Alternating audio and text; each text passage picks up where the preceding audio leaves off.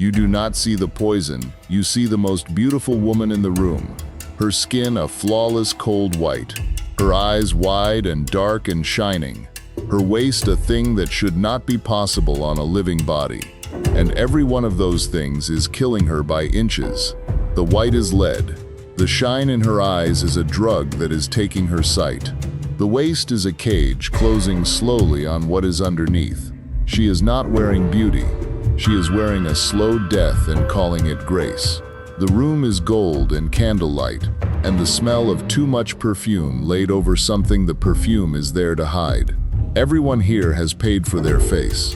Some have paid more than others. Some are paying still, in their skin, in their teeth, in the slow dimming behind their eyes.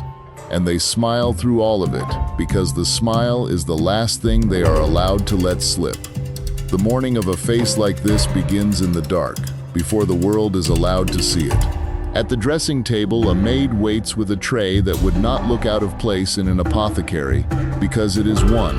There are pots of white paste and bottles of clear drops and little boxes of pale wafers, and there is vinegar, and there is the soft, greasy shine of things that should never touch a living face. The lady sits. The work begins. It takes hours. It always takes hours, because each day there is a little more damage to cover than the day before.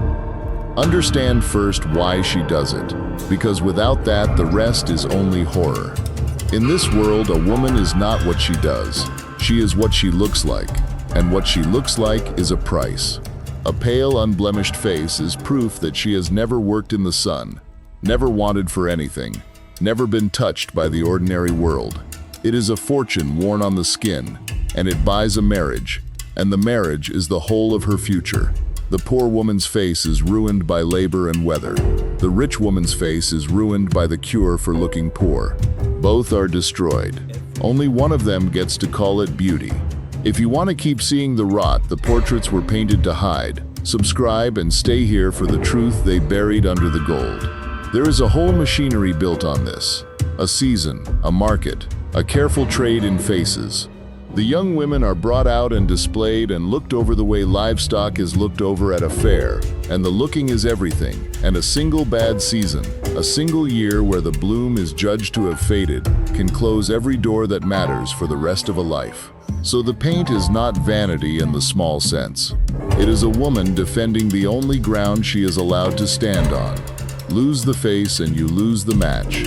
Lose the match and you lose the house, the income, the place in the world, everything that a woman of this class is permitted to want. And the cruelty of it sharpens when you set her beside the woman who serves her. The maid at the dressing table has a face ruined too, but ruined by the sun and the scrubbing and the years of work, and that ruin marks her as low and shuts its own set of doors. So here are two women in one small room, both with their beauty taken from them by the lives they were born into. And only one of them is handed a jar of poison and told that using it is grace. The poor woman is destroyed for working. The rich woman is destroyed for not having to. The age found a way to ruin a woman's face, whichever side of the room she was born on. So begin at the top, with the skin, because the skin is where the lie is thickest. The white is called ceruse, and it is white lead ground fine and mixed with vinegar into a smooth paste, and it goes on the face and the neck and the chest in a flat, even mask that hides every flaw at once. Nothing else gives that look. Nothing else turns a living face into the cold, perfect marble of a statue. And nothing else is doing what it is doing underneath, because the lead does not sit politely on the surface. It eats. Day by day, it dries the skin and burns it and pulls it gray. It loosens the teeth and the gums and blackens them. It thins the hair at the front of the head until the famous high, smooth forehead is half the work of lead and half the work of the plucking that hides where the hair has gone. The skin beneath the paint corrodes, and the corrosion has to be hidden, and the only thing that hides it is more paint. That is the trap at the center of the whole thing. The cure and the disease are the same jar. Every layer that covers the damage is the thing that made the damage. A woman does not wear lead until she is beautiful. She wears it until she cannot stop.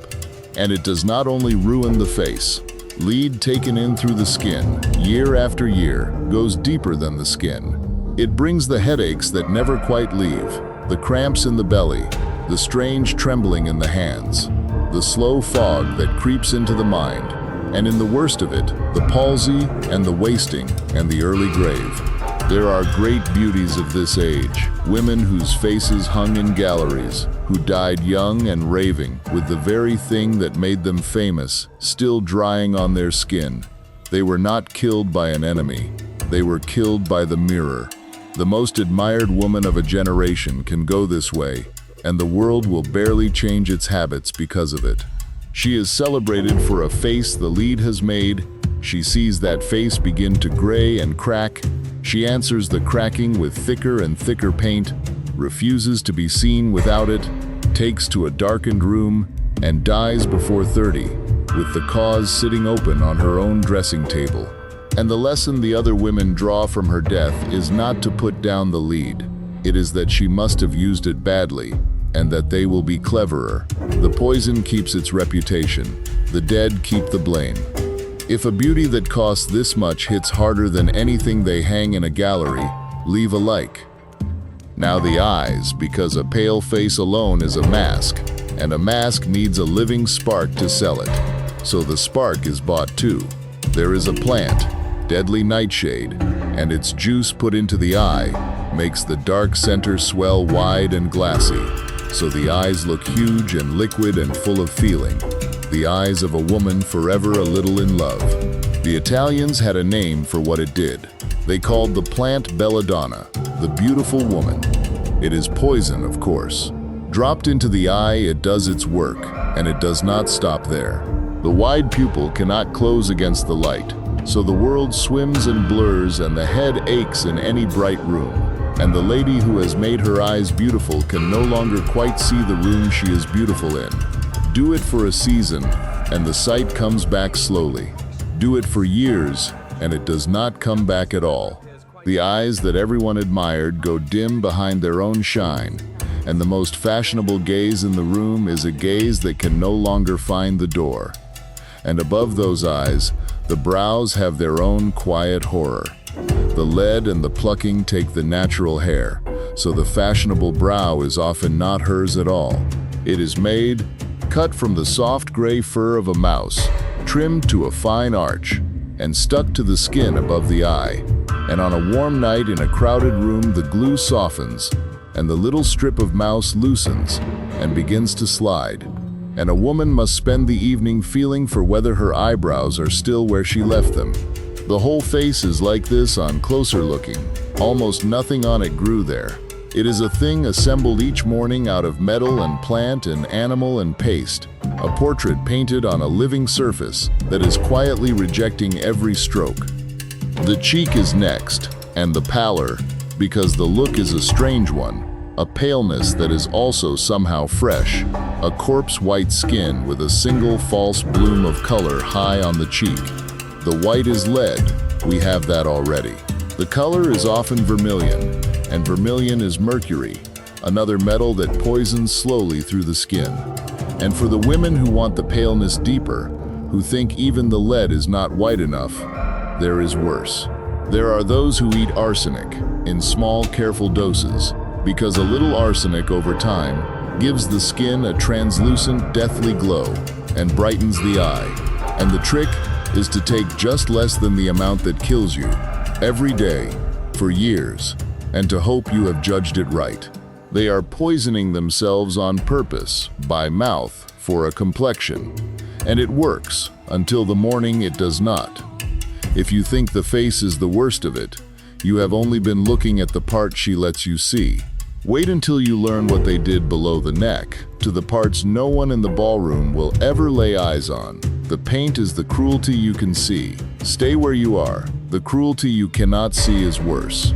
Under the gown is the stays, the laced and stiffened cage that gives the body its impossible line. It is not put on for a single evening. It is put on in childhood, on girls barely old enough to walk in it, and it is tightened by degrees through the growing years so that the body itself is shaped to it, the way a tree is shaped by the wire that has been wrapped around it since it was a sapling. By the time she is a woman, her ribs have grown to the cage. The lower ones are pulled in and angled wrong. The organs beneath have been pressed up and back into spaces never meant to hold them. Picture the first morning of it. A small girl, 4 or 5, is stood up and laced into a little bone bodice of her own. Not cruelly, not by a monster, but by a loving mother who knows exactly what an uncaged body would cost her daughter 20 years from now. The child complains that it is hard to breathe and is told that this is what it is to be a lady, that the discomfort is the price of a good life, and she believes it because everyone she loves is telling her so. She grows inside it. Her body learns the shape before her mind can question it. And by the time she is old enough to ask whether it had to be this way, the bones have already answered. There is no taking it off and being free. The cage was built into her while she grew, and the woman it shaped cannot stand straight or breathe deep without it now, even if she wanted to. That is the quiet genius of the whole system.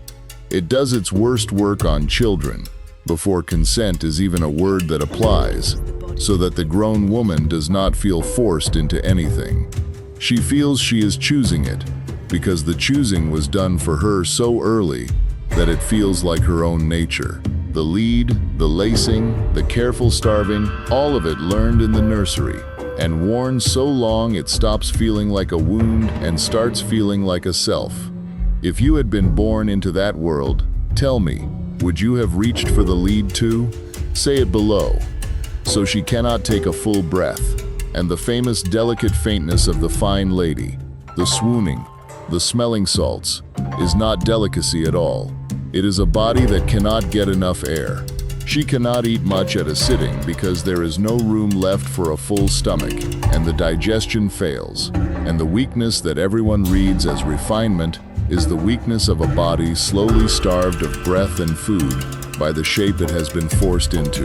The waste that should not be possible on a living body is exactly that. It is barely possible.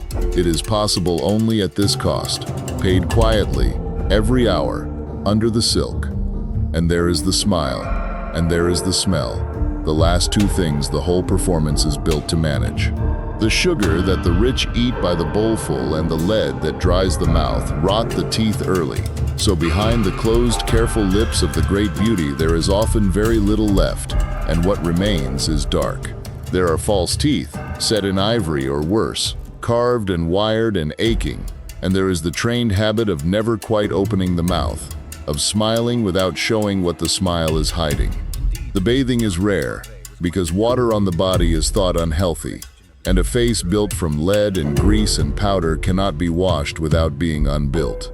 So the paint stays on for days, set and cracking, and the body beneath the heavy gowns goes unwashed for longer, and the answer to all of it is perfume, poured on thick, a sweet cloud laid over a sourness that never leaves.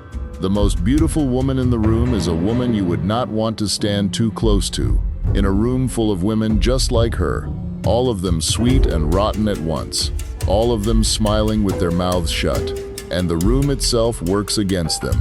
A ballroom is hot, packed with bodies, and lit by hundreds of candles, and heat is the enemy of a face built from paint and grease. So through the evening, the masks begin to fail.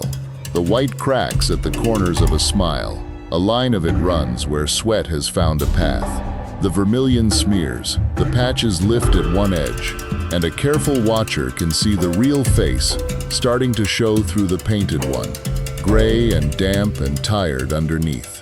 So the women slip away and turns to a side room where maids wait with the pots, and the damage is filled and smoothed and the mask is rebuilt, and they return to the floor restored, and no one says a word about where they went, because every woman there is keeping the same secret and fighting the same losing battle against the heat and the hours and her own skin.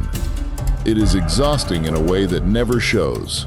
To be beautiful in this world is a full day's labor and a vigilance that never rests, a constant quiet repair of a thing that is constantly quietly falling apart, and the woman doing it must make all of it look like nothing, like she simply woke this lovely, because to be seen working at it would break the spell as surely as letting it slip. Even the hair is a hazard.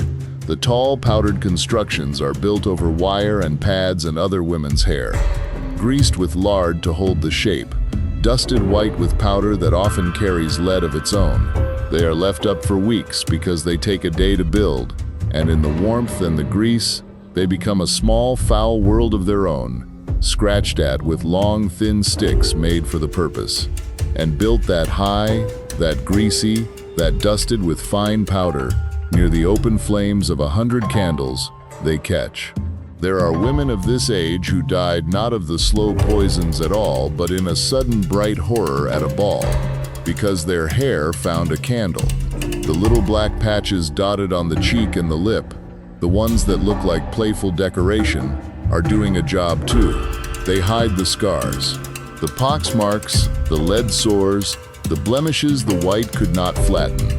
A face with many patches is a face with much to cover, and everyone in the room can read it. And so the patches become their own language, a way of turning the damage into something that looks chosen. It is not only the women. The men of this world powder and paint as well. The high, pale faces, the patched cheeks, the towering wigs, the same lead, the same slow harm. Vanity at this height does not spare anyone who wants to be looked at, and almost everyone here wants to be looked at, because to be looked at is to exist, and to be plain is a kind of death. None of this was secret. The physicians of the age wrote it down plainly, that the white paint rotted the skin and the teeth and brought on the palsy, that the drops in the eye stole the sight, that the tight lacing crushed the breath out of a body. The satirists drew the cracked painted faces and the toppling poisoned wigs and laughed at them in print. The warnings were everywhere, read aloud in drawing rooms by the very women who would paint themselves again the next morning. Knowing did not stop it. It never does, when the thing that is killing you is also the only thing keeping you in the room. A danger you can see is still a danger you will walk into, if the cost of staying out is a life not worth living, to the people whose judgment is the air you breathe. That is the thing underneath all of it, the engine that drives a woman to paint her face with the very metal that is killing her. It is fear. Beauty here is not pleasure. It is survival. A face is a fortune, and a fortune can be lost, and a woman watches her own slip a little every year and reaches for the lead to hold it one more season, the way a drowning person reaches for the thing that is pulling them down, because in the moment, it is also the only thing to hold. So why do we remember them as beautiful? Why does the image survive when the truth was this? Because of the portraits. The painter gives her the skin the lead only promised, smooth and luminous and whole, and he leaves out the gray beneath it. He gives her the wide, bright eyes, and not the blindness behind them. He gives her the tiny waist, and not the crushed breath that bought it. He paints the lie and not the cost, because the lie is what she is paying him for. And the lie is what will hang on the wall for 300 years, while the body that suffered for it is long gone and forgotten. The portrait does not age. It does not cough lead. It does not go blind or breathless, or rot quietly behind a closed smile. It keeps her at the single perfect moment the paint and the poison and the cage could hold her, and it lets every century after look at that moment and call it grace, and never once think of the hours at the dressing table in the dark, covering yesterday's damage with tomorrow's. You do not see the poison. You never did. You see the most beautiful woman in the room, fixed forever in oil and gold, and you are meant to. That was always the point. The beauty that history remembers was a body coming apart beneath the paint, and the paint was the only part anyone was ever allowed to keep. So look again at the portrait on the wall. She is lovely. She is also, in the same brushstroke, slowly dying for the look of it. They were never two different pictures. They were always the one. And if some part of you wants to look behind another of history's beautiful lies, the kind built to be admired and never questioned, there is more of it waiting here. Subscribe and choose the next truth that was painted over.